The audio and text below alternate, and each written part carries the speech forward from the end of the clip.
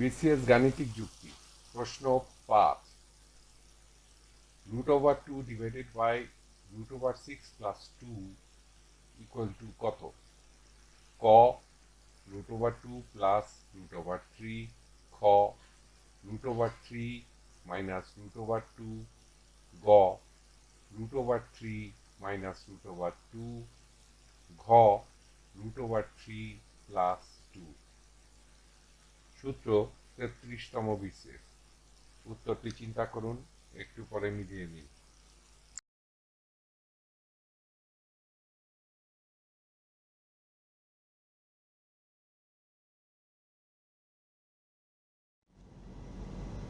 সঠিক উত্তর গ √3 মাইনাস √2। ব্যাখ্যা √2 ডিভাইডেড বাই √6 প্লাস 2। আমরা লব ও হরকে √6 মাইনাস 2 দিয়ে গুণ করি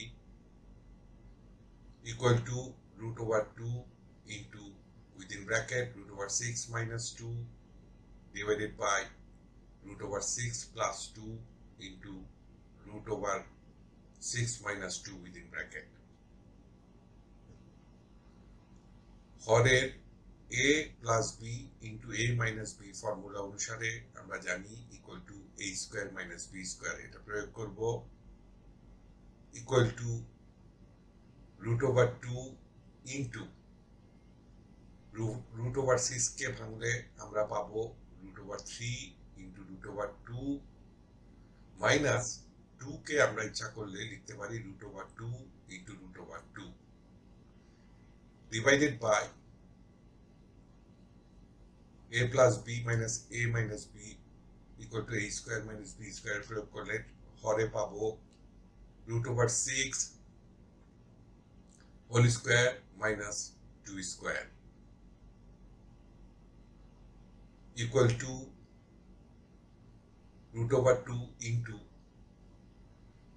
তৃতীয় বন্ধনীর ভিতরে আবদ্ধকৃত সংখ্যা থেকে √2 কমন নিলে আমরা পাবো √2 within bracket √3 minus √2 divided by হরে √6 স্কয়ার এর জন্য পাবো 6 মাইনাস 2 স্কয়ার সমান পাবো 4 ইকুয়াল টু √2 ইন্টু √2 হয়ে যাবে 2 ইন্টু হবে √3 মাইনাস √2। হরে 6 মাইনাস 4 আমরা 2 পাবো ইকুয়াল টু হবে 2 কেটে গেলে ইকুয়াল টু হবে √3 মাইনাস √2। উত্তর গ √3 মাইনাস √2। এটা একটু ট্রিকি আছে, আপনাকে একটু ভালোভাবে দেখে নেবেন এটা, কারণ এটা বিভিন্নভাবে সমাধান করা গেলেও খুব অন্যভাবে প্রশ্ন প্রদত্ত উত্তরের সাথে মিলবে না। তাই প্রশ্ন প্রদত্ত উত্তরের সাথে মিল রাখার জন্য প্রশ্ন প্রদত্ত উত্তরগুলোকে একটু সচেতনভাবে দেখে নিয়ে বিবেচনায় নিতে হবে। ধন্যবাদ। টিউটোরিয়াল দেখার জন্য আপনাকে ধন্যবাদ।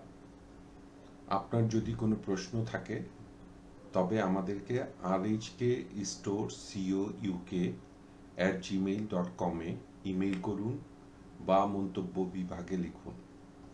আমাদেরকে অনুপ্রাণিত করার জন্য সাবস্ক্রাইব করুন, থামস আপ দিন বা লাইক দিন, আপনার বন্ধুদের সাথে শেয়ার করুন এবং নতুন টিউটোরিয়াল পেতে বেল আইকন টিপতে ভুলবেন না।